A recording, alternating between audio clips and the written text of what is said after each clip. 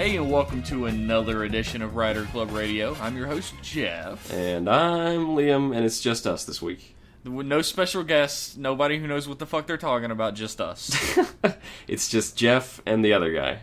Don't worry about it. It's Jeff and Liam, who are apparently the same guy, according to a lot of people. It's interchangeable, really. Who cares? Yeah. That's the real answer.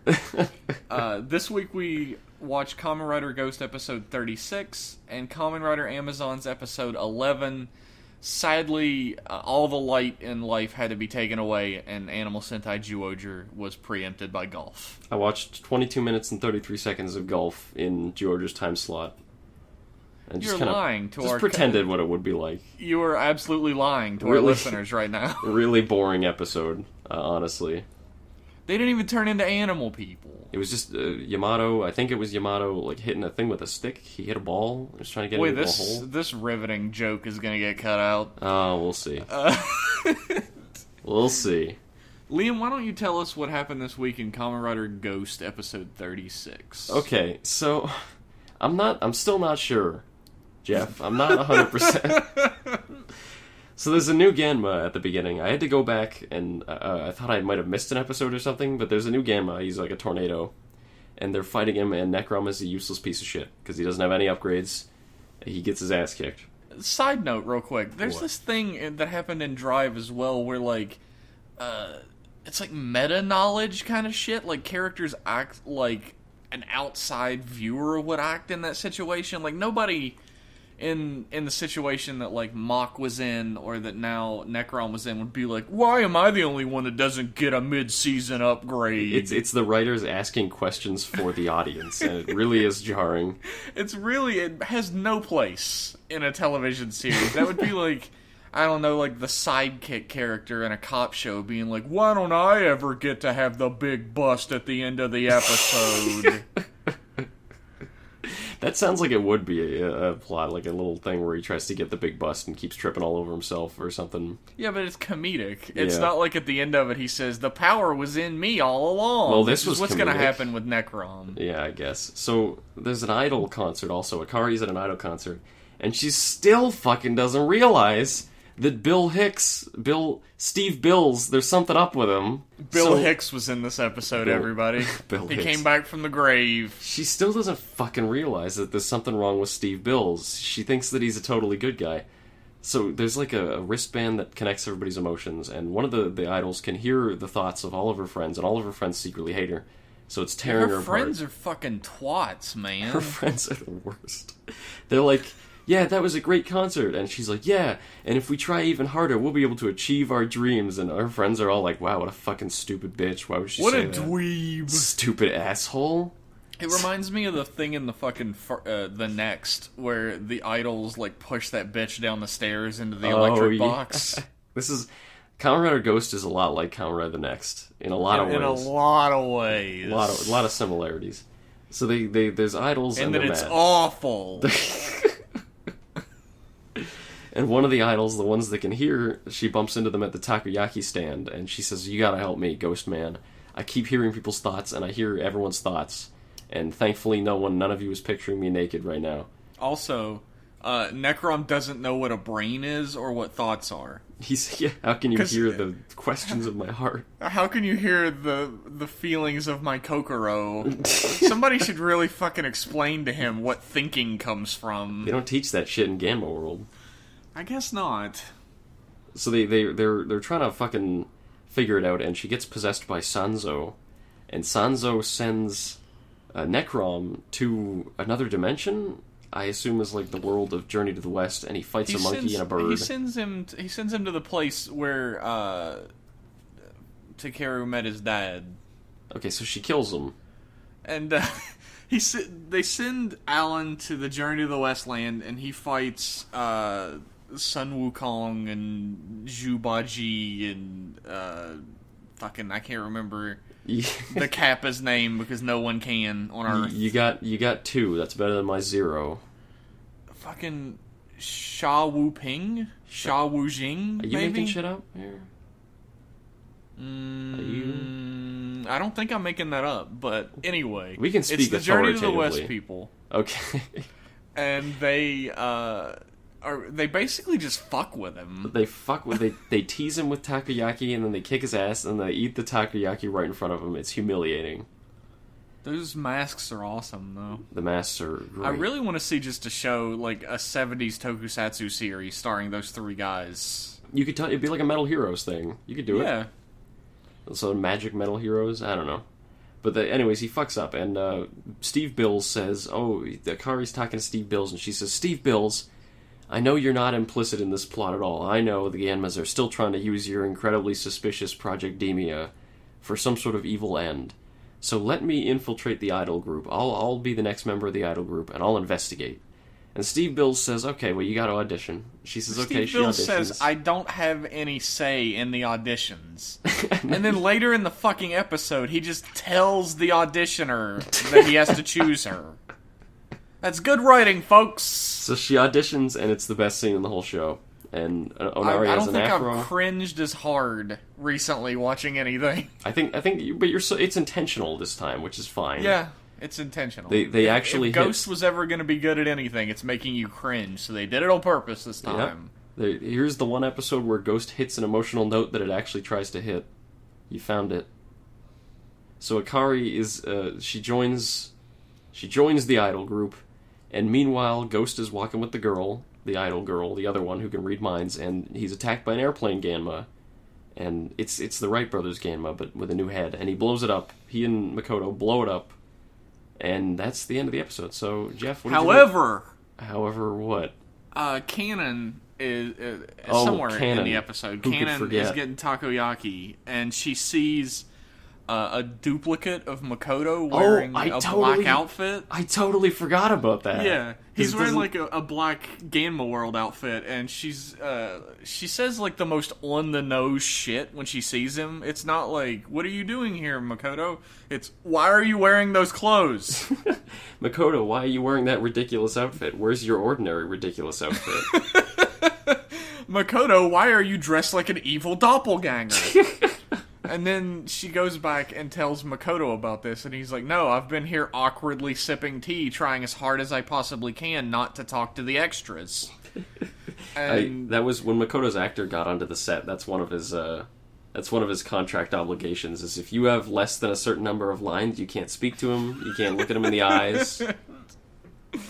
When they actually like started talking for a second, I was like, I really thought they were just gonna sit there and sip shit the whole time. I would like a scene, it never happens in Ghost, a scene where the characters just sit and talk and just have a little character development. There's a scene in Agito, I know it's such an unfair comparison, there's a scene in Agito where the G3 team is going to get fired. The police, the bosses are talking about disbanding them. And there's a scene where they're just sitting at a noodle stand and they're like, oh fuck, we're going to be out of a job soon. And it's like, oh, they're real people. How about that? Nobody in Ghost is a real person. There have been scenes in Ghost where they're sitting around a table, but it's all like dramatic angles and like people getting fucking possessed by ghosts and shit. Yeah, they never just sit and be. Nothing ever slows down for 2 fucking seconds. No, that's a big problem in a lot of shit these days, though. Yeah, I guess. But and then Makoto goes to help Takeru, and they have a big pointless fucking fight scene and destroy the propeller Ganma for like the 8th time or whatever. Third. Who cares? And evil Makoto steps out, and real Makoto sees him and he says, "Cool, another me." And then other Makoto runs away, and he runs after him. Yeah, there's the subplot by Jeff that I completely forgot about. Subplot with 16 quotation marks around it. Yeah, the word plot. Yeah, I don't know. Although the preview for the next episode promises something really cool, and then it'll fail to hit it. It shows Makoto fighting evil Makoto, and evil Makoto says, "How do you know that you're the real Makoto?" Oh. Which is the best thing you can possibly say to somebody if you're an evil doppelganger. Because that'll fuck them up forever. They'll spend the rest of their lives wondering that I kill the real me and I'm the fake me. Oh god. Check and see if you have a belly button. That's the only way to know. Unless they perfected belly button technology in the game world. They still haven't. That's another 50 years off, I think. I love that kind of story. I love the evil doppelganger story where they're not really quite so evil and you have no idea which one's the real one and which one's not. Yeah. That's and good. I would love that if it actually turned out that the Makoto we know is fucking fake Makoto. Don't get your fucking hopes up. No, it's not gonna happen. But wouldn't that be awesome? Canon would be like, holy shit, I've been with fake Makoto, but real Makoto is a fucking monster asshole. That'd be a good way to shake the series up, like, later on. If Ghost needs anything, it's a fucking shake-up. No kidding. So, Jeff... I would love that, but I did not love this episode. I figured I already kind of knew what you thought, but let's talk about it anyway. I guess. What did you... How boring is this podcast at this point? Just turn it off. Just fucking turn it off. Just fuck it. Who cares? Just go away. We're losing viewership anyway. Who gives a fuck? Just everybody stop. Do I have to say specifics about why I don't like it? Did you like it, Liam? No. I mean, we're at a point with Ghost. It's running away in the direction of bad, and it's crossed over into so bad it's good, or at least, like, ironically good. At some points. At some point, it drew... Like I said, this episode, I think, is a little better than the others because it actually achieved what it set out to do. Sometimes it drew genuine laughs from me. A couple times. Seeing Onari in a wig really gets me going. Every time Onari wears a wig, you're all about it. It's the stupid afro wig. Like, Akari's all dressed up like a 50s housewife or something. She's dressed up like Minnie Mouse. Like Minnie Mouse. And then it pans over, and Onari's got this ridiculous afro wig, and he's like her slick, greasy LA agent. Yeah, he's got, like, sunglasses on, a big, giant wig, and he's got, like, completely marker-drawn sideburns. Yeah, those fucking burns. And I laughed at that. And then he started overacting, and my smile just went away. I liked that, too. I fell for it. I did. Onari actually made me laugh on purpose. Jesus Christ. I know. I didn't. What a fucking world. What does Rich Evans call it? Non-midi? Or something happens and it's so fucking unfunny that it makes you smile less. That's Onari as a character for me. I'll agree with you 9 times out of 10, but I love his greasy agent persona. You like it anytime he does a persona. Like when he had the wig on in last episode, you loved it. And I like the punk rocker. Remember when he was a punk rocker? Yeah, the punk rocker was your favorite Onari moment from the whole show. We were talking about this like 10 episodes ago, but that should have been his thing, is he should be the guy who gets possessed all the time and has to do crazy physical acting. He's jumping all over the place and wears a different outfit. He's really good That's his strength. Doing different shticks. Yeah. He's like that Japanese style of comedian, though. What are they... All I know is the bokeh and the Sukomi, and I don't know which one is which. I don't know which one is... I think bokeh... No, I'm not even going to say. Don't venture a guess. One of them is the idiot. Yeah. And it's that style of comedy where it's just all overacting and yelling. And at the beginning of the series, it didn't bother me that much. If you rewind back to the early episodes, Liam is furiously masturbating with anger about how much he hates Onari, and I'm like, you can hear that. Right. Yeah, listen real close. But as time has gone on, Onari's shtick has worn thin with me. I think, like I said, when he does a persona, I love it. When he's just being himself and, like, the camera gets close to his face and he yells, okay, fuck you. Well, now you know, kids, don't be yourself. Don't ever be yourself. Yourself is the worst thing you could be. It's the weakest soul in Ghost. That's, holy shit, that's a lesson to teach children, isn't it? Be like your dad. Your dad is a lot more powerful than your soul. Or like Jesus, I guess. You could use Jesus' soul. How could you possibly match up to fucking Captain Hook or whatever? Captain Hook. What are some of the souls they got? The Captain... This episode we got a fucking refresher course. In it. It was like, holy shit, how long has it been since we showed the toys? Yeah, Ryoma is in this episode. Yeah. Who remembers Ryoma? King Tut appears. They're in this episode because it's like, holy shit, we forgot about the toys. Buy our toys. Kamen Rider 10's Drive did that too, where just every now and again there'd be an episode where just he uses 5 different shift cars. It's like they all remember at once. They're like, oh god, throw a bunch of them in, and then we can forget for 6 more weeks. Because it's not really important. No. It's just toy shit. If I had to give this episode 1+, one true sarcastic plus, It's there is no big pointless fucking fight scene that doesn't have anything to do with the story. What about the airplane Ganma? That was necessary to show that the girl was being targeted. I guess. Usually there's just, somewhere in the episode, there's a fucking fight scene where the two lesser riders fight a bunch of nobodies. And there's two Javers there. Yeah, listen to my commentaries and you'll hear the term inconsequential fight scene a lot. There's a big inconsequential fight. Because it happens all, like, just everyone will, like, something will be happening. And then everyone else will be hanging out. And then, there's some Ganmas. And they fight them.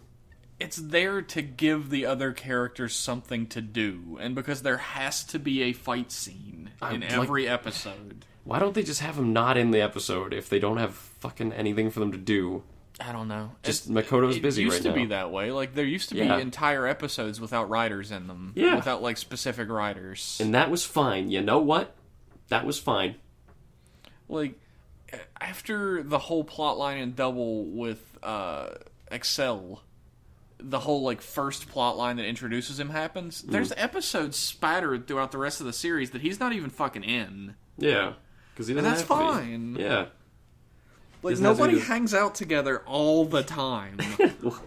Makoto does with Takeru. Yeah, Makoto, Alan, and Takeru spend all of their fucking time together now. They only split up when it's episode convenient, and then they run into each other when a fight scene happens. This episode has one of the most jarring, speaking of fight scenes, one of the most jarring openings of any episode of Ghost.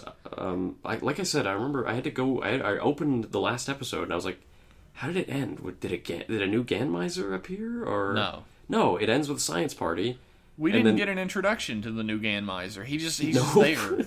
He doesn't. I don't even think there's an introductory shot. It's just there's this shot, and he's standing there, and here he is. There's a new Ganmiser, and he's a tornado. Yeah, there's not an introductory shot. It's a tornado is going down a street. Yeah, and the three riders run at it. The fuck. And they dissipate the tornado, and the Ganmiser walks out of it and shoots another tornado. Here's the thing. If any series has time, it's Ghost. Ghost does nothing, ever. Like, you have time to do things that you actually have to do. So what the fuck are you doing? It's not like, they have to squeeze in the all-important takoyaki lady's granddaughter scene. I think that was the most legitimate I don't know I've ever said in my life. Like, thinking back on it, that just sounded so fucking dejected. This guy's been through college, so... to have a more legitimate... There was a lot of I don't knows back then. I don't know. For serious, I don't know. This series has so much breathing room in it that, like, you've over-oxygenated and you need to breathe into a fucking bag after you're done with it. I can't deal with this show anymore. I'm off the show, Liam. I quit. You quit? That's just gonna be me. It's just gonna be the Liam hour. Where I just talk to nobody. You've been talking to nobody this whole time. I'm a figment of your imagination. All the viewers too, eh? All the viewers, most of the people on the internet, actually. Are we done talking about Kamen Rider? No.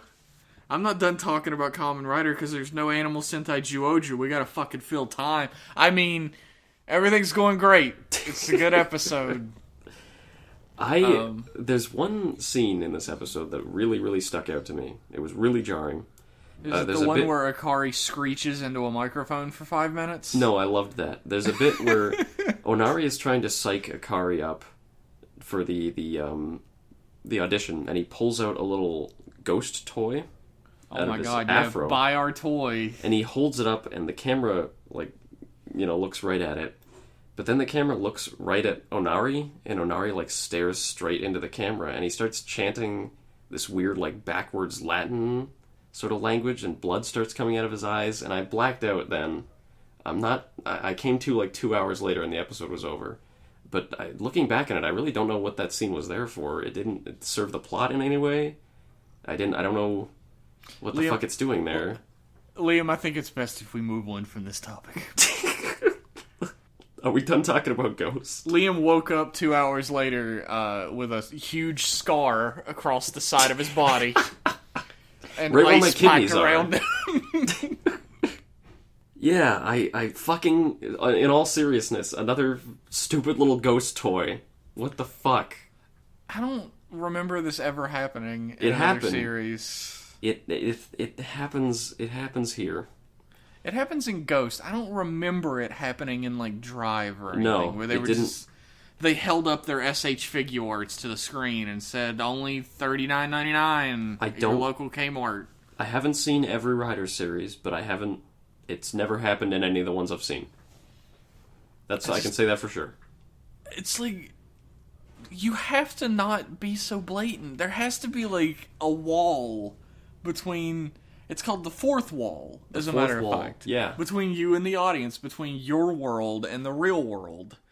And showing a fucking action figure of the main hero that you could get at your local fucking movie theater experience as a presento ruins the fucking integrity of this world. Now, Ghost... that they haven't built up at all, so I guess it doesn't matter. Ghost isn't really like a show that you can immerse yourself and get lost in because you're constantly getting angry. But like, if it were, nothing would shatter that immersion more than those stupid fucking like little toy things. Why? Like, isn't the thing at the end of the episode, every fucking episode, enough where they wave at the camera a ton and talk about how awesome these wind-up toys from the 50s are? Apparently not. Because I stop watching before those come on. I imagine the kids do too. Oh, kids are stupid. They want to watch until the end and see all the cool toys. Yeah, but that's not a cool toy. You remember the story about the kid who was like sick in the hospital and like Ghost was his hero and everything, right? There's a lot of kids like that probably. A lot of really tiny, dumb children love Ghost. Terrible taste, kids. Love Ghost. And I'm sure Ghost is really popular with like the 1-year-old to 2-year-old range that it's meant for. Do you think young moms like Ghost? This is the important demographic that I want to ask about. With Alan, probably. But, yeah. like, Takeru looks weird. He's got like a weird face. He's got a weird smile. He's got like a weird face. Like his nose points straight down or something. It's weird.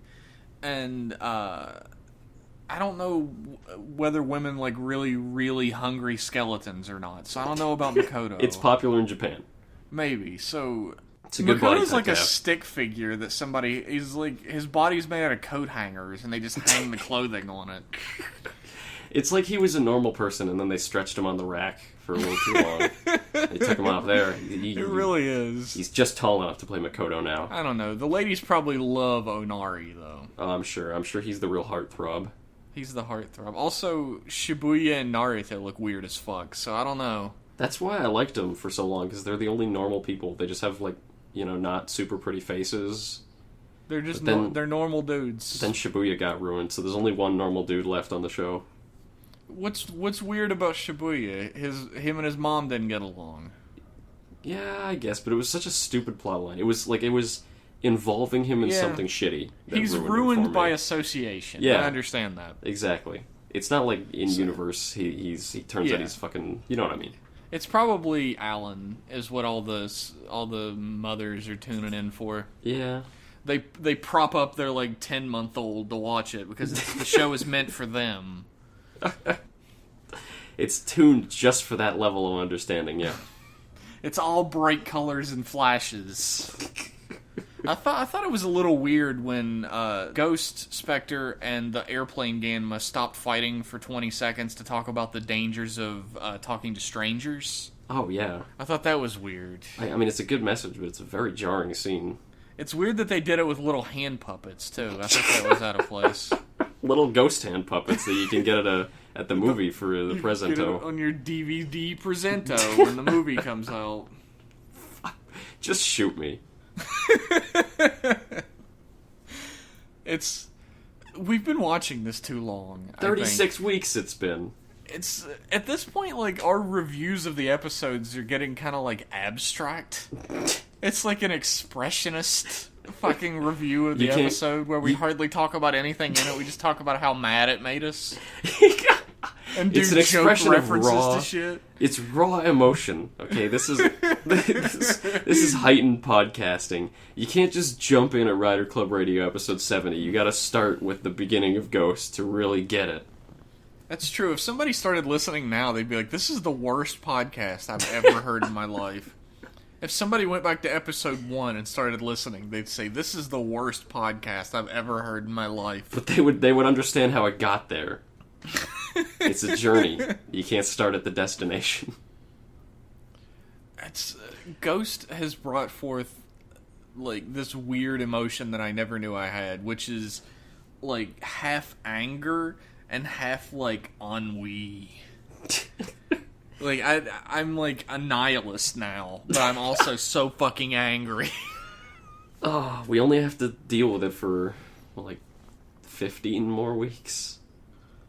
That actually sounds like that's like 3 months. It's a long time. Like it's probably going to be less than the rest of my life if the show keeps on the track it's on. I think maybe that probably is enough about Ghost. Yeah, let's move on. Let's talk about news. What happened in the news this week, Liam? Okay, so the 3 dancing Necroms have been revealed without their helmets. Did you see that, Jeff? I sure did, since you showed it to me like 20 fucking minutes ago. One of them he looks like an alt-rocker with blue hair. One of them looks like a Grongi, and one of them looks like an ordinary woman. Like, wasn't there specifically a Grongi that had a thing on his eye like that and his hair spiked up? Yeah, he was... I don't remember what... It was one that stayed around for a really long time, and he had a stupid, like, gimp outfit. What the fuck did the grasshopper look like? Oh, I think the grasshopper was the one with the little mini afro, and he wore the scarf. Oh, fuck, you're right. Yeah. But there was all another grasshopper. Grongis had the same stupid fucking marks all over them in weird outfits, and this dude would fit right in with them. Yeah, he's got that sort of angry demeanor. He's got the build that I don't remember what, I think it was like a rhino Grongi or something. Yeah, the kind of rhino a heavy-set Grongi. guy. Yeah. So. Who had a ridiculous tattoo. The other, like, male Dark Necrom has, like, the super trendy American sides of your head shaved and a ton of hair on the top flipped over to the side. Like a mohawk, but you couldn't be bothered to leave it up. But it's blue. And he looks like he belongs on a campus in Atlanta, is where he looks like he belongs. I pray to whatever deity might be listening that he's not the blue Necrom. I hope he's the red one or the yellow one. Why? Because that would be the best. But he's wearing a blue collar and blue wrist things. Is he? Yeah. Oh, he is, yeah. Did you not look at the picture that you're talking about, Liam? I looked at it for as little as possible. The lady Necrom's pretty cute, but she's gonna get knocked out first because sexism. The Lady Ganma is going to probably get knocked out first. Yeah, she's gonna die. Female rider. Yeah, female riders almost always end up dead. Doesn't stand a chance. I guess, always, really. Yeah, the one, yeah. I don't No want to... spoilers. No I'm spoilers. going through my brain. Can I spoil the shitty-ass Ryuki movie? No. The girl rider dies in the Ryuki movie. Well, I guess we're going there. I can't say that any news about this movie is going to terribly interest me. We also got a trailer this week on YouTube. You can see that on YouTube. Jeff, you saw the trailer, right? Yeah, I saw the trailer on the Tokusatsu network, actually, when they first put it up. Oh, what did you think of that? They go back in time, and Ghost dies again? Ghost dies again. For real this time. The rest of the series isn't going to have him, actually. Yeah. It's for real in the movie. You see him using Infinity Soul too, which means this takes place after he's already come back 3 times? He has died 3 times. Episode 1, Episode 12, Episode, 30-something? Yeah, so this is the 4th time he's 4. died in this series. At this point, it's not even like... They'd be looking and be like, oh, Ghost. Oh, you. He's at it again. Make sure you're back before dinner. Rapscallion. I'm gonna be making takoyaki. Make sure you're back from the fucking other side. You know, shouldn't they all have, like, fucking violent inner disease by now from eating nothing but takoyaki every day, all day? Takoyaki and tea. Temple tea. That's their whole diet. That's a real disease, by the way. Violent inner disease. Look it up. Violent. That's one of the things that Amazon does when he hits the belt. Violent inner disease. That was mildly amusing. It's okay. You laughed Mildly pretty good. amusing. I did, until you started doing the voice. Oh. And then my amusement level just rocketed down. Shit. So yeah, there's I'm a not trailer. really excited for the movie. The movie has a bunch of fucking horse shit in it. It's, Like, all the icons are gonna have actual actors, which might be fun. yeah, Or some of them, anyway. I don't Some know about of all them. of them. I like that. I'm excited to see that. Yeah, so that might be fun. That might be worth watching when it invariably gets subbed, like, 7 years from now. 70 quadrillion light years, so we gotta wait for the Blu-ray. Yeah. So there's a trailer. That'll be in the blog post. You can look at it and be unimpressed. There was a Zyuohger trailer, too, which was a little more interesting of a premise. It's a zoo. Did you get that? They say zoo a lot. Circus. The thing is, like, I can tell what's going on a little more. I guess maybe because it's intended for a slightly younger audience, but it's like they go to the circus and something mysterious is going down at this circus, and I like that. There's Juman at the circus. There's Juman at the circus, or it might just be people in outfits. Who knows? It's Juman. It's Juman. But anyways, the trailer said Juman like 700 times. Yeah, but maybe that's because they see them and they're like, is that a Juman, or is that a person in an outfit? Here's what my prediction for this movie is. Okay. They go and find this circus. It's like a super famous circus that just started recently. And they find out that the circus is full of Juman. And they find out that the Juman are being mistreated by the circus master. Yeah, the circus master is the evil one, yeah. And then it turns out the circus master is like an agent of Genis or something. That's, yeah, I wouldn't mind that, actually. Just a circus with a dark secret is a pretty cool concept. I think that's what's going to happen. That's pretty cool. It reminds me of, there are a lot of movies out of One Piece, if you know One Piece, the pirate show. And the best one by far and away is called Baron Omatsuri and the Secret Island. And it's a very similar thing. They go to an island where it's just a constant party, but there is a dark, horrible secret lurking under it all. It's really, really good. It's like the small, contained story. Yeah. It's always the best one. Like, when I think about one of my favorite, like, Japanese movies, it's probably The Castle of Cagliostro, the Lupin III movie. Oh, Lupin III has some great movies. And it's a completely self-contained story. Just a sidebar. That's all you need. It's really great. Yeah. And I think that's what works best for a movie for an ongoing type of series. Because you know the movie's not going to affect the series in any real, tangible way. Yeah. They might reference it or something, but it's not going to affect the way the series is going, because if people at home don't go watch the movie, they're not going to know what the fuck's going on in a series, and your viewership is going to drop off. Yeah, that doesn't stop them from throwing little references in, but yeah, nothing, like, it has to come around to being back to normal at the end, usually. Yep. That's why I prefer that to, like, remember Drive's movie, where it's like this big lofty story about time travel and the end of the world, and the Roidmead's got a new plan. And it was a fine movie, but I like I said, I prefer the sidebar. Yeah. It's a better structure. There's, like, something that did change the rest of the series of Kamen Rider in that movie, even though they probably didn't fucking think about it when they were making it. And it's it's not even the original Crim Belt for the rest of the fucking series. From a certain point onwards, the Crim Belt is an evil duplicate from then on. I love that. They didn't even care. They were just like, whatever. Oh, He's got one. That's all that matters. It's a suitable replacement. It's like, I'm gonna get Star Trek on you here for a second. Okay. I know what you're gonna talk about, too. Fuck you.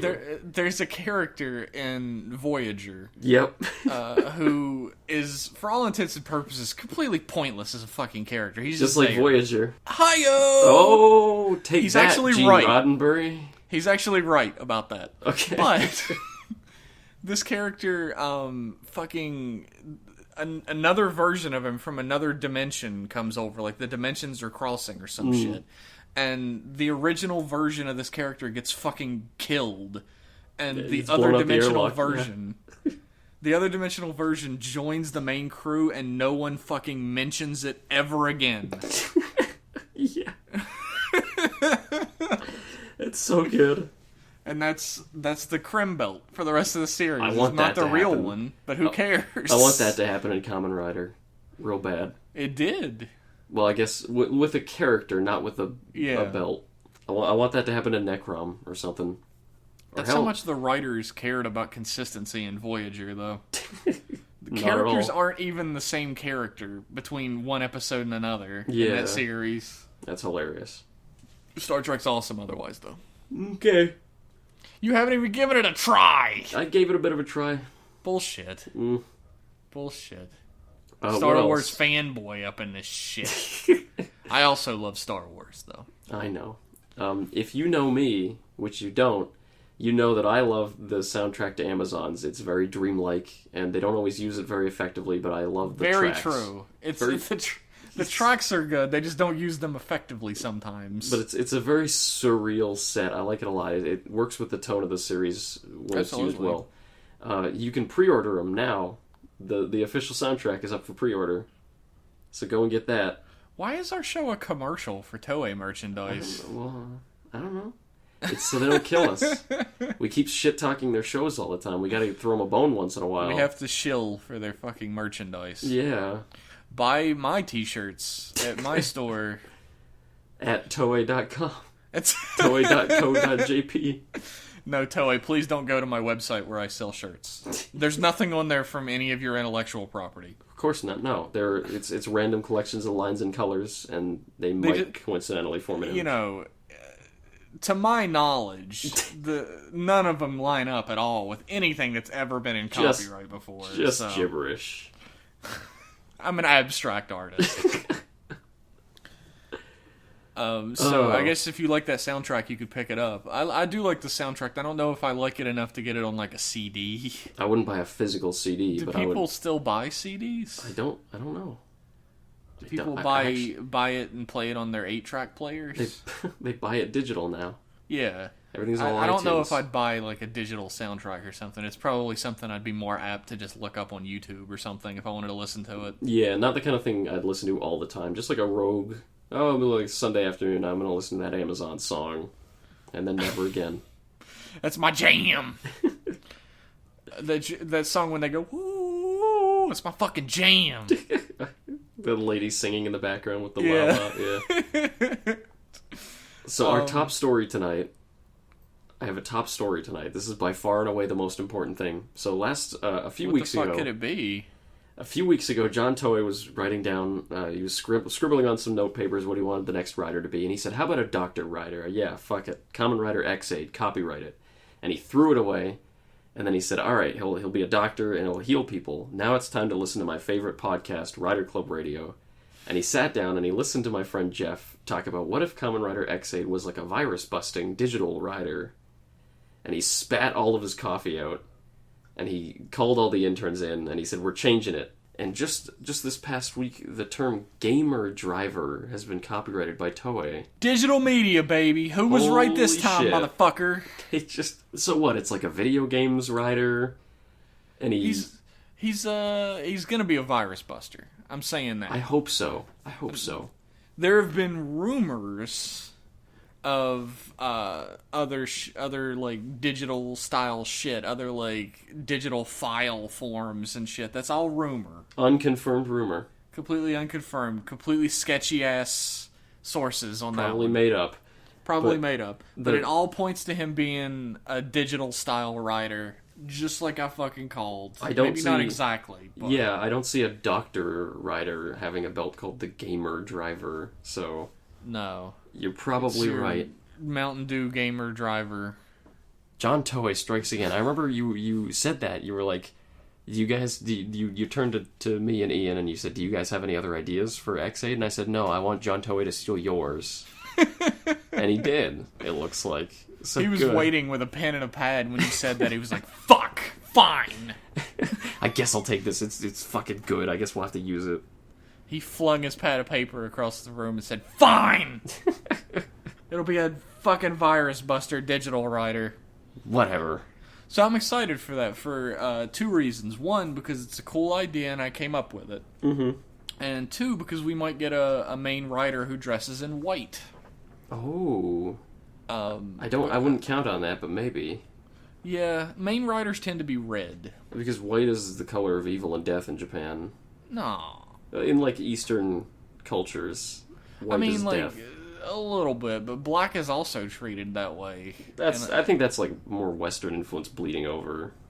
Yeah, I don't know. I just don't think that white has, like, exactly that connotation anymore. But, I mean, heavily.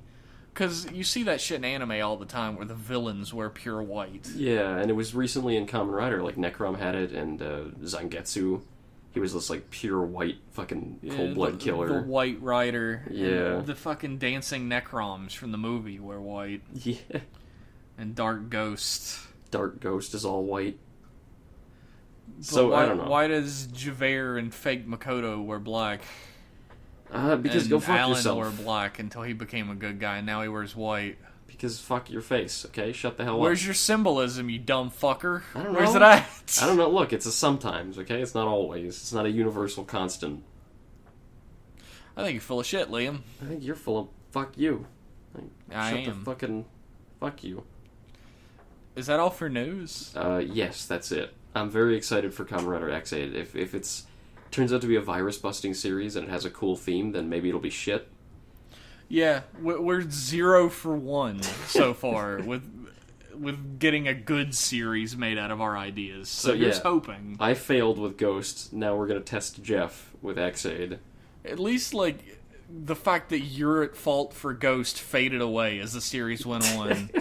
So at least I can look forward to that. Yeah, we'll see. Although knowing you'll keep it alive until the last fucking episode. If it sucks, I'll keep it on you, yeah. Don't worry. What an asshole. Why don't we talk about Kamen Rider Amazon's episode 11? What'd you think of it? I fucking loved it. Yeah! So in this episode, the big Tlaloc is coming to a head. It's gonna rain and they're gonna shoot the gas all over the city, kill all the Amazons. But at the last second, there's a shakeup because Amazon Sigma's there, and the dude with the napkin steals it, and there's a big fight. Yeah, the assistant, Kano, that's his name. Yeah, So he Jeff, steals it because Tachibana tells him he has to, or else he'll tell on him. But it's a trick. Yeah, it's a trick. Apparently, the big boss man doesn't want him to. He doesn't want him to stop Tlaloc. Tlaloc. I think it's an Aztec term. Tlaloc. Jeff is choking himself right now. I'm not even talking about the episode anymore. Jeff, did you like the episode? I loved it. It's a good one. It's one of the stronger ones. Yeah, the stakes were high in this episode. Everything, like, beat for beat through the episode was really well done.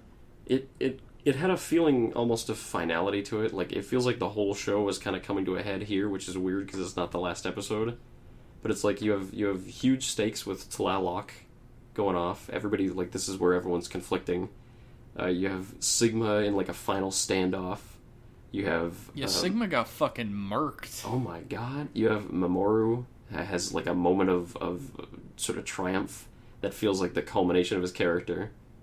It is. Which it is. It's if you saw the end of the episode. Let's talk about that in a little bit. But okay. It's a really good episode, and it feels like it could be the end almost. Like, maybe, like, add maybe 10-20 minutes of denouement at the end there, and take out that little bit at the end with Mamoru, and you could have probably the end of the show. If Tlaloc or whatever had been destroyed or something. Yeah, well, or then if there was some way to stop it. There'd still be 4,000 Amazons loose, though, wouldn't there? So maybe not. Yeah, or maybe if it went off at the end or something. Yeah, if it went off, you could have. You like wouldn't even have to show like the aftermath of it after that. Yeah, have like a bittersweet ending there. Yeah, you could do that. But I see what you mean. It's definitely like the crescendo of the series. It's really coming. If things are coming to a head, and maybe they will stay at a head for the next 2 episodes. That's fine by me. We see exactly how important Mamoru is as a character to the extermination team in this episode.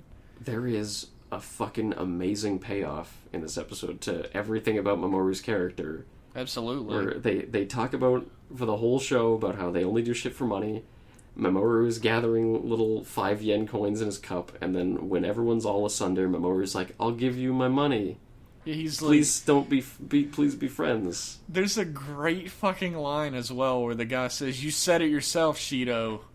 We do whatever has money in it. Yeah. We follow whoever's paying, and now he's paying, so... It's a really great moment, and it's like, it was set up over the whole season. And it was so satisfying, because that doesn't happen in Rider very often, where they have a little setup and payoff that goes that long. That worked out exceptionally well. Like, Mamoru's... Like you said, his entire, like, story in this episode is excellent. And he's a weaker Amazon at this point. So seeing him get, like, the final blow in on Sigma, who, you know, for all intents and purposes in his mind up until this point, has been his dead friend brought back to life. Yeah. There was a lot of emotion in that scene, especially when Sigma's laying on the ground and he says, Mamoru. Yeah, he's calling his name and Mamoru leaves him the coin. Yeah. Great scene. That was a great scene. They're setting Mamoru up for a lot in this episode. And they gave him the best shot in the whole series in this episode that had me grinning ear to ear. And that's the part when he starts eating a burger at the end, and he says, well, this burger doesn't taste very good, it's kind of bland. And the shotgun man, what's his name?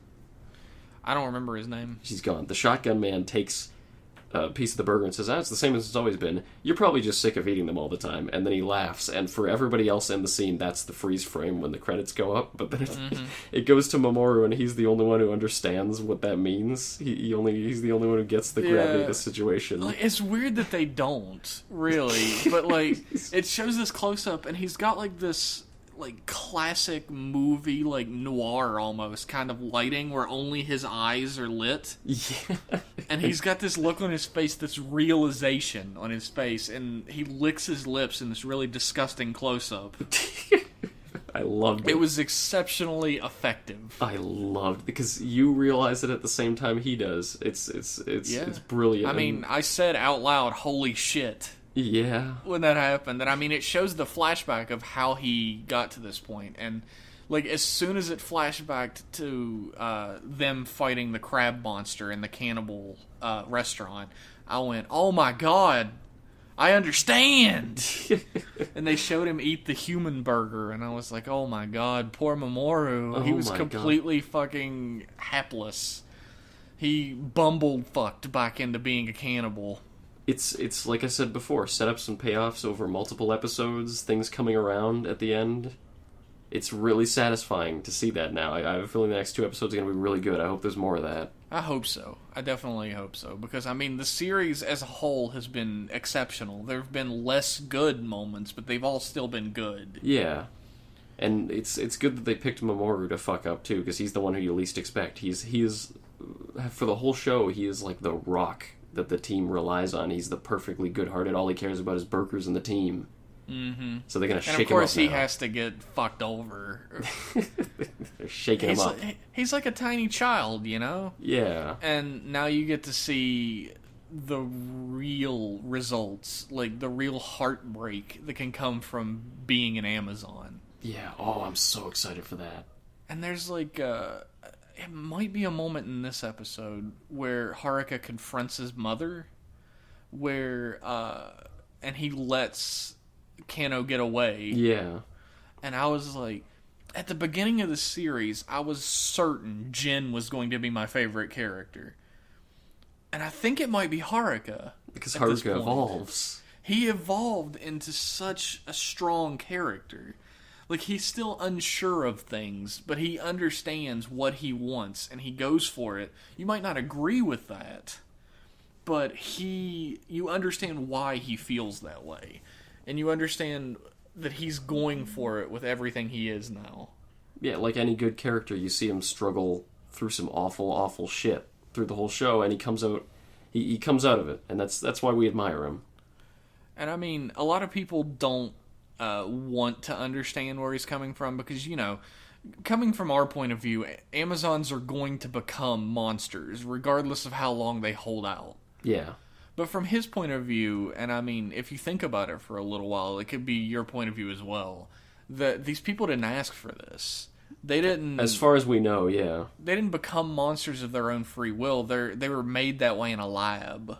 And that's... Well, we know for sure that they didn't ask for it, because it specifically talked about how Jin is the only one who chose to be an Amazon. Who made himself an Amazon. And that's why that restaurant episode is so effective, because it gives them the depth. It gives the Amazons the depth that they didn't have up till that point, and it makes you think a little more about it. They're not all monsters. I mean, really, what's the difference between...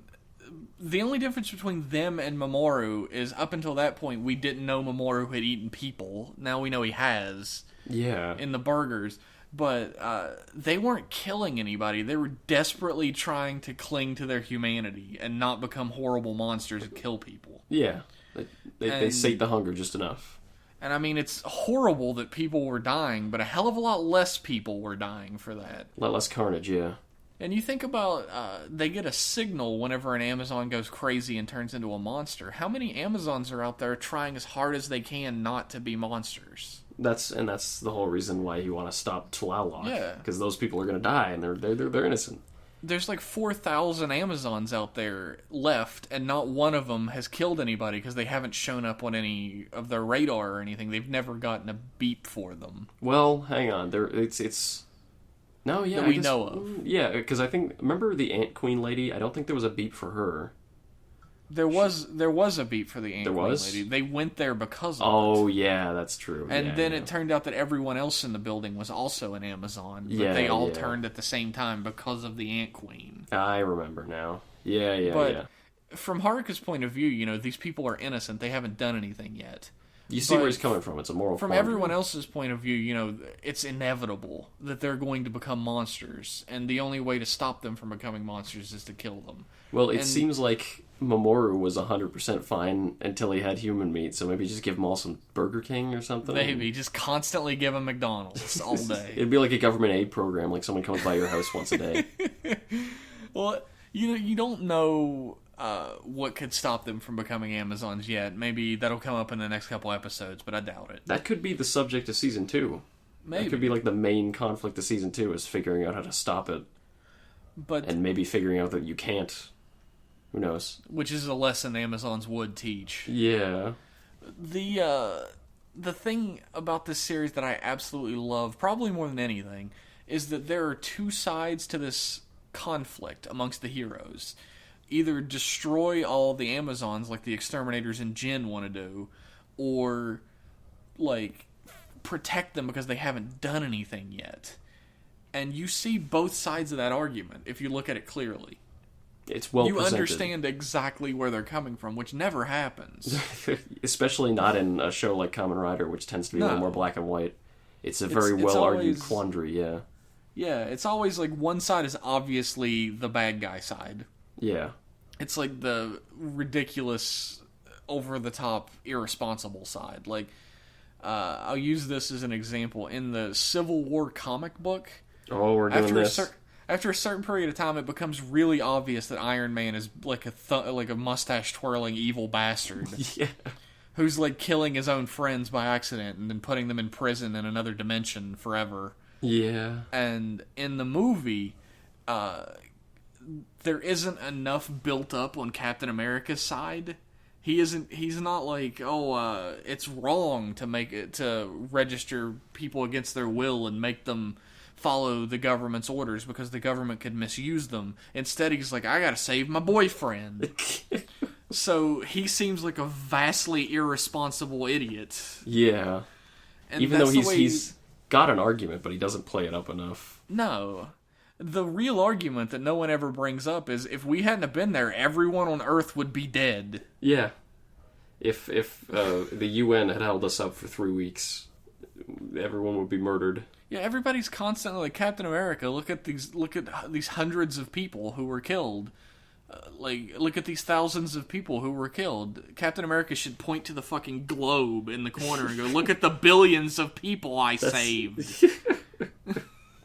But yeah, if this was a regular Kamen Rider show, there would be an Amazon cure, an easily creatable Amazon cure, and the bad guys would be like, no, I don't want to hear it. They're all gonna die. Yeah, the bad guys would be like, no, this is easier. It costs less money. Yeah, exactly.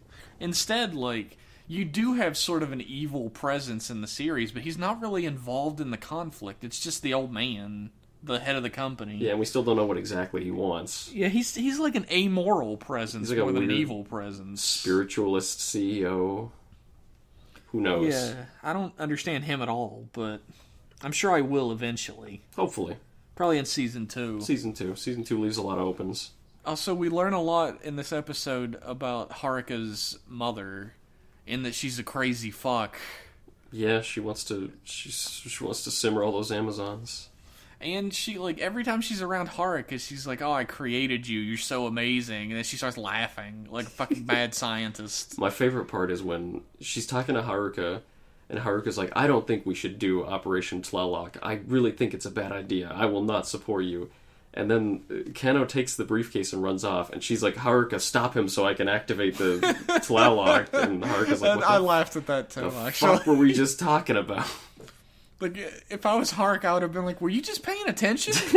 Were you tuning me out? She figured it was a long shot, but she was going for it just in case. I like the difference in Haruka's character from the beginning to now a lot. And I think it's illustrated very well in that scene, where she's like, after him so we could stop the thing, and he does his normal, like, demure looking away thing, and then he looks off in the distance, and he's not being demure. Like, the look on his face is not at all, like, oh, I don't know what to do. It's like, I'm not doing that shit. Yeah, I'm Fuck just gonna you. look the other way. Yeah. It's like a conscious looking the other way. Yeah. Props to the actor. Like, I know he's a big fan of Rider Club Radio. Props to him. Absolutely, yay. We know you're listening and speak perfect English. He has evolved this character from the beginning of the show, even in the way he carries himself. It's not just the writing. It's his acting ability is actually doing quite well. And at the beginning of the series, like earlier in the series, there's a scene where Shido, the leader of the team, the extermination team, is like, you know what, you can't be on the team, go the fuck away. And he's like, but I got nowhere to go. Where am I gonna go? And he's all sad and shit. And now he's like looking him dead in the eye, and he's like, well, I didn't feel that way about Amazons. Yeah, he's arguing with him. They're on the same level now. Yeah. Like, there's that scene where they're standing across from each other, and it's not like an adult yelling at a tiny child anymore. Mm-hmm. It's two adults in a fucking argument, and they both have a strong stance. He's grown. I really love Amazons. I love this show as well. It's got some missteps, but it's mostly pretty fucking great. Absolutely. I'm really interested to see the next episode, because it seems like it's going to be very emotionally charged. Yeah. Oh god, I can't wait to see what they do with Mamoru. Oh god. We were worried about what introducing Amazon Sigma into the series was going to do to it.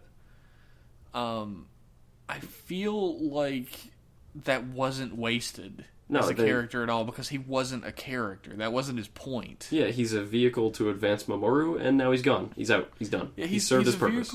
He's a vehicle to advance Mamoru, and he's also a vehicle to show you what the company is doing. Yeah. The next generation of Amazon that they're creating. The whole company infighting angle is played up a little with him. Yeah, it's really good. He's like a plot point. He's not a character. That's not his purpose. Yeah. And you can argue that that's a waste. That they created this like rider for all intents and purposes that has no point. But you'd be dumb. Maybe if you come from wrong land, you could make not that every. argument. You don't have to make a character with powers have like a huge amount of focus. That's where you get shit like Ghost, where there's barely a fucking main character sometimes. Well, I was talking about this a little while ago. It's something I miss in Rider that hardly any series do. Is I call them arc riders, where just the rider is the story. The story arc is, here's this rider, and then he's here, and then he dies or he leaves the story, and that's the arc. And that's sort of what Sigma is in this show. He's kind of it was condensed. Yeah, it was like very a condensed version of that. Yeah, but it's effectively done, and it serves to advance the plot and advance quite a few of the characters. And I mean, when you first see Sigma, you can tell he's just sort of like a kit bash sort of thing. He's like a recolored version he looks of a lot Haruka's original suit before he got the belt. Yeah. And that probably should have been clue number one, that he wasn't going to stick around for too long. He served his purpose. It's fine. It doesn't bother me. I can forgive a shitty suit. I can forgive something that's done in the service of the story. Yeah. And I know a lot of people don't feel that way. Like, they want a character to be like an island, as well as be a part of a story and part of a cast and everything. Like, the character can stand on its own, but that's sort of unnecessary. It's good, but I mean, Sigma was used very well.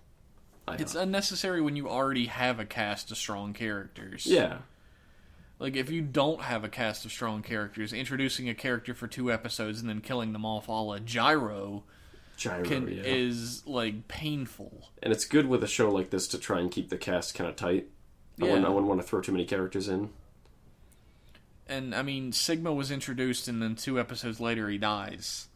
And, I mean, it was all in the service of the story. What service of the story was Gyro? He was Jafar's replacement for 2 episodes.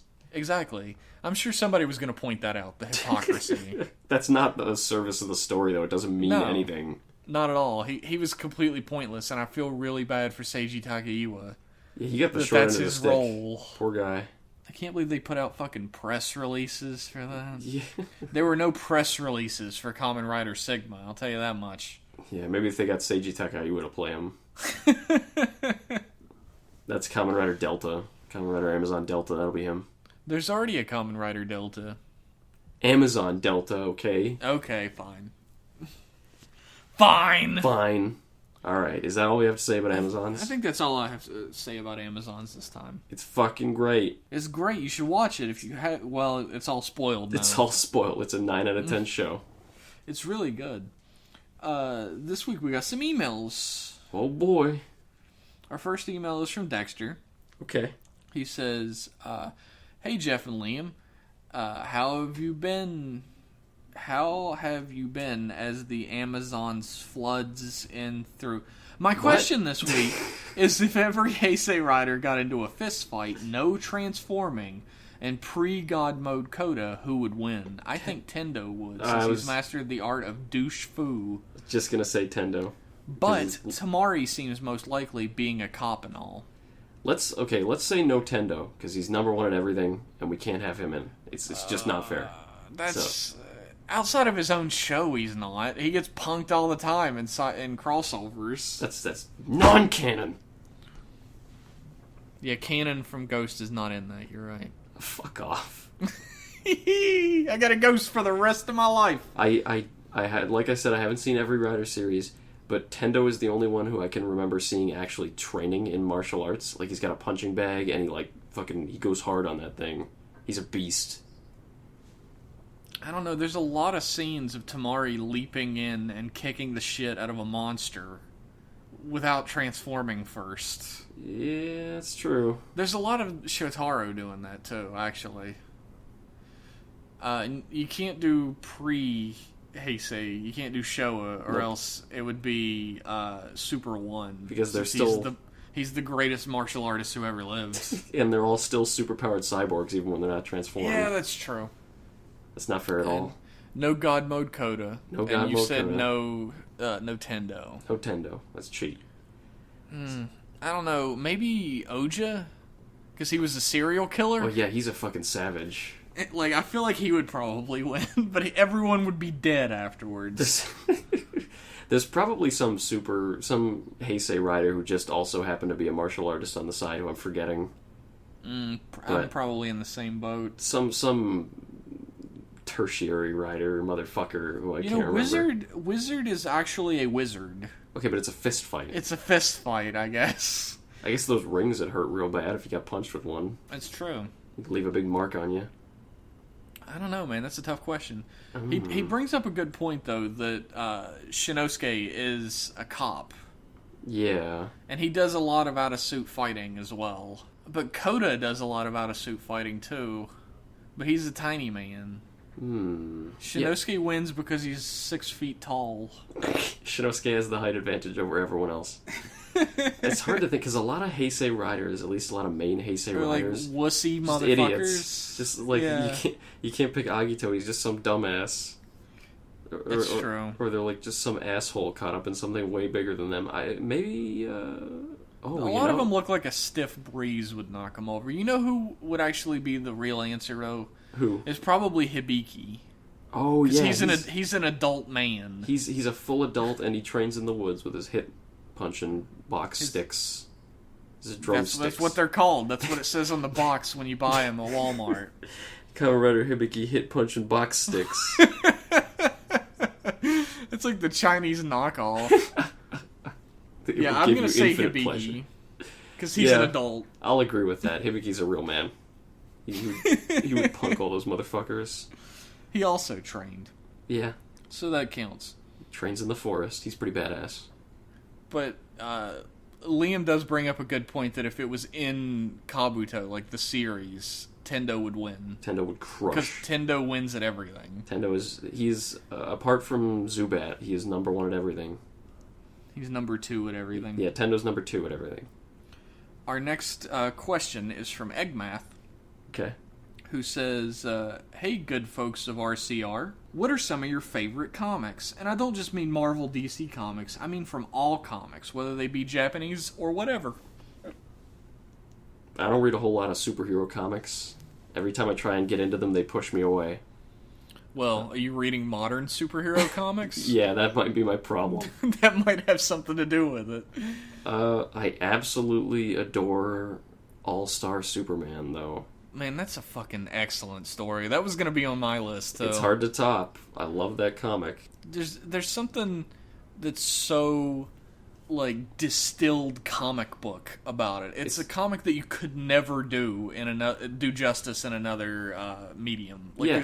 there's a cartoon of it, and it's just nowhere near as good. Yeah.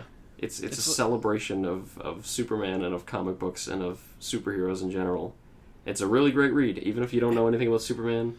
It's not even like a normal superhero comic book style story, because there's not really like a lot of punching up the bad guys or whatever. It's a personal story. It's a very personal adventure. It's like a sci-fi story. Yeah. Is what it is. It's far more sci-fi than it is regular comic book. I would recommend it, especially if you hate Superman, because it'll turn you around. I guarantee it. I've never met anybody that read All-Star Superman and came out of it not liking Superman. Yeah.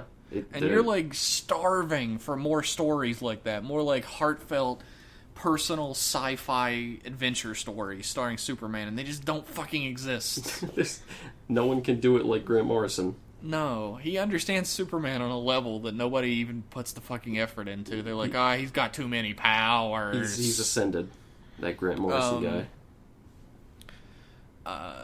You got any more you want to talk about? I read JoJo, but everybody already knew that. That's true. We both enjoy JoJo a lot. I like JoJo. We used to recommend this almost every fucking episode of Writer Club Radio, but one of my favorite comics of all time is Pluto. Oh, I love Pluto. By Naoki Urasawa. Yeah, that's the guy. I knew the author. I forgot his name. And we used to talk about it all the time. It's a completely standalone manga series that's loosely based on an arc in Astro Boy called The Greatest Robot on Earth. But it's turned into a murder mystery story starring a detective robot named Gesycht. It's real satisfying to read World's Strongest Robots and then read Pluto, because you can pick out all these little, like, really little story details from World's Strongest Robots that they extend into whole arcs in Pluto. Like, I remember, which, Epsilon, the weather controlling robot, has a daycare, runs a daycare, and in World's Strongest Robots, in the original Astro Boy, it's like 2 pages it's on. And in Pluto, they stretch it, it's like a whole chapter about it, and it really delves into it, and it's very good. It's very good stuff. It's like a murder mystery, like, I wouldn't even say first and foremost. First and foremost, it's a examination of what it means to be human. Yeah, and that's what's Which so sounds strong about it. hoity-toity as fuck, but it's an amazing story told from, like, a robot's point of view, who's, like, his goal is to be seen the same as a human being, even though he's a robot. Like, it's what it means to be a robot. It's really difficult to describe. There's a lot of good robot ethics conundrums in it. If that's Which I what love. You like. Yeah. I absolutely love stories about robots like that. Yeah. And it's expertly told and beautifully illustrated. It's a well executed, like, story about the classic, Gollum who wants to be human kind of thing. And I mean, it's not exactly like he wants to be human. He wants to be seen on the same level as humans, like get the same amount of respect, be seen as a sentient being. Yeah. And that's something that, like, all robots in that world are struggling for. And you see, in a weird way, the robots in the story are far more human than the humans are, because the humans are so callous and uncaring about what a lot of them, about what the robots are going through. So Pluto is amazing. You should definitely read it. Yeah, I don't want to say any more about it to spoil anything, but definitely check it out. It's really fucking good. It's layers upon layers of great, and it's full of amazing characters. Yeah. Do you have a favorite superhero comic, Jeff? That's tough, because I really love I love the genre of superheroes when it's done well. Like the big superhero graphic novels that like examine what it means to be like different than the rest of humanity. What somebody with that type of power would really do. Not necessarily the ones that are like over the top violent and like unnecessarily morose, like something like the Supreme Power. Yeah, there's a lot of stuff in like the 90s and early 2000s that try to, like, we're gonna be the next Watchmen, and it fucking sucks. Oh yeah. But if you've ever read have you ever read Alan Moore's Miracle Man? His run on Miracle Man was gonna be my answer, actually. Fucking, that run is so good. Dude, the run is fucking amazing. Like, when Alan Moore is doing it, it's like, it's classic. It's not classic Alan Moore because it's almost like a celebration of the difference between a superhuman and a human. Mm-hmm. It's like a realistic take on Captain Marvel, like the DC Comics Shazam hero. Yeah. And there's a big backstory to all that and everything. But that's a great fucking backstory to all that. And it's just a really awesome story, and it does get over the top violent for a little bit, but it's in the service of the story, and it's treated with the gravitas that is necessary. It's one of the most horrific scenes I've ever read in the comic book.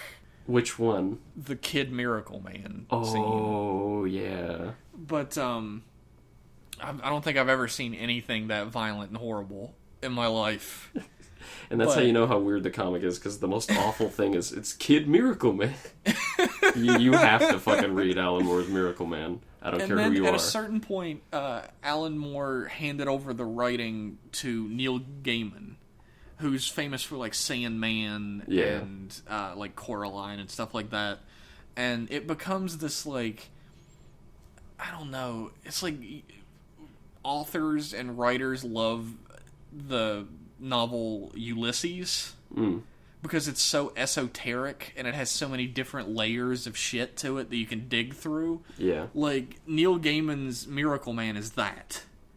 Like, it's all symbolism from beginning to end. There's a narrative structure, but it's so filled with symbolism that every time I reread it, I'm like, holy shit, I didn't even get that. I didn't read Neil Gaiman's part of it. You should. It's not very much at all like Alan Moore's part of it. You have to go into it understanding that. Oh, yeah. But it's like layer upon layer upon layer of symbolism, and it's some of the most like beautiful comic pages I've ever seen illustrated. Yeah, some of the art at least in Alan Moore's run, is also very, very good. Oh, absolutely. Like, there's a distinct visual difference between the superhero character and the normal, mundane life. Mike Moran, I believe his name is, Miracle Man? Yeah. And the artist illustrates that so perfectly, like the normal humdrum everyday life stuff compared to the superhuman stuff. Another series I was going to talk about is Squadron Supreme, which is a 12-issue miniseries from Marvel Comics written by Mark Grunwald in the 80s. And it's basically a comic book about a bunch of like homages to DC Comics Justice League. Like, they've shown up in other stuff, like Hyperion is, like, the stand-in for Superman, and Nighthawk is the stand-in for Batman. There's one for all the Justice League members from the Silver Age. And it is a story about them, their world's on the brink of, like, destruction because it was taken over by some villain. And he subjugated all the governments on Earth to be under him. And he used the Squadron Supreme to do this, mind-controlled them. And, now that they've gained their mind back, they realize the only way to save the world, in their minds, is to take control of it. And basically do the same thing that the villain had done, but in a beneficial way. And it's this really heady story about these characters facing the backlash of basically becoming like world conqueror villains, but there's nobody to stand up against them because they're these great heroes, and there's like a splinter part of the team that leaves to try and take them down. And I mean, they try to solve all the problems of the world. Like, they try to get rid of death and disease, and they create these weird lobotomizing machines to turn criminals into productive members of society. Okay. And it's all written and illustrated exactly like a Silver Age DC comic. Really? Exactly. That's pretty... I've heard of this, like but I've never read it. The same art style, the same inking style, the same style of paper, the same everything, but it has these like ridiculously deep concepts. Like, I mean, the Firestorm stand-in, Nuke, finds out that he's constantly giving off radiation, and his parents are dying of cancer because of it. Oh. And he tries to make the team scientists figure out a way to stop death. And he's like forcing him, or he's going to kill him.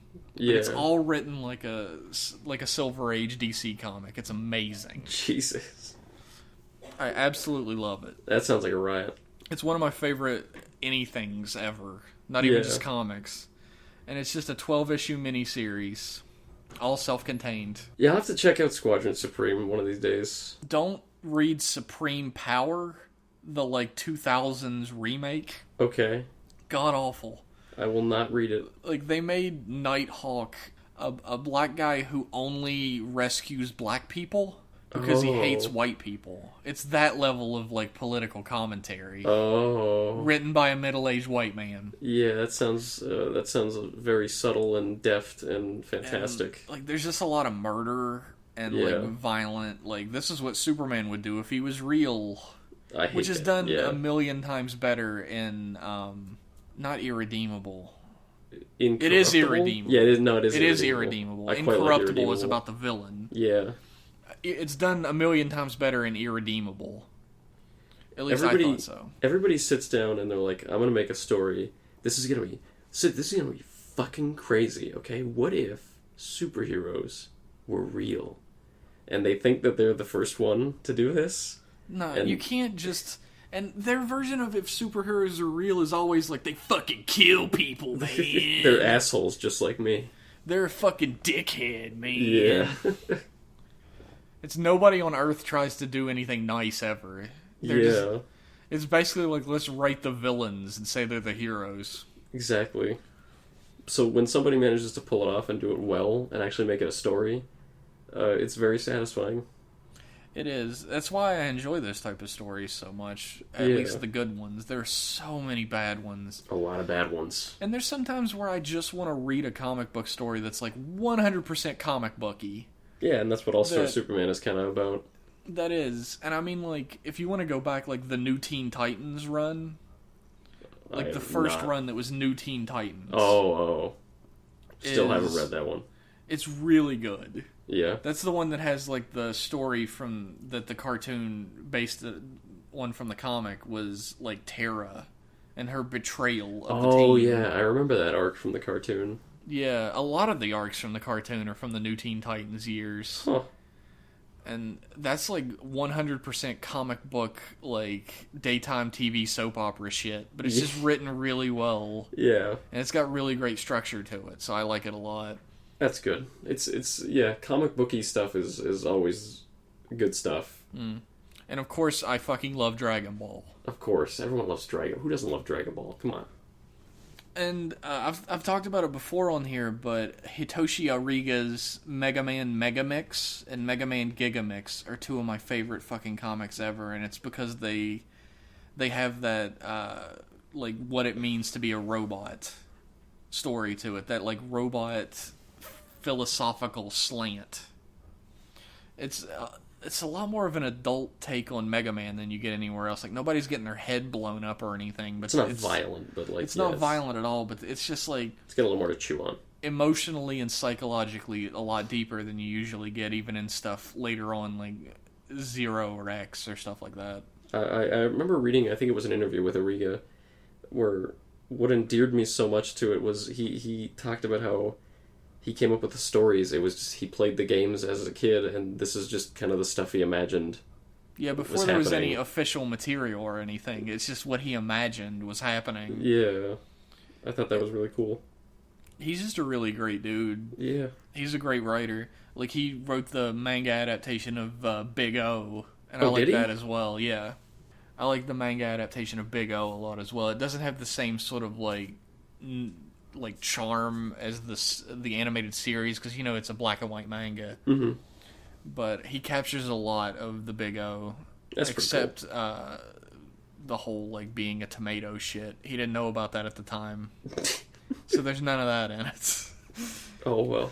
So that was the comic book cast. Thank you for listening. Welcome to Fat Man on Batman. I'm Kevin Smith. I'm also Kevin Smith.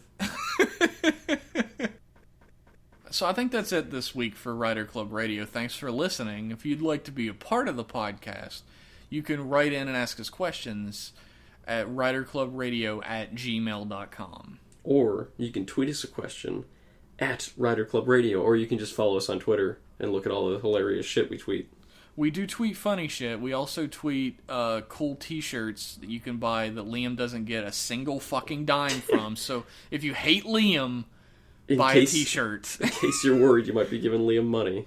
I think we already made that joke. Buy a t-shirt. So thanks for listening, everybody, and we'll see you next week. See ya.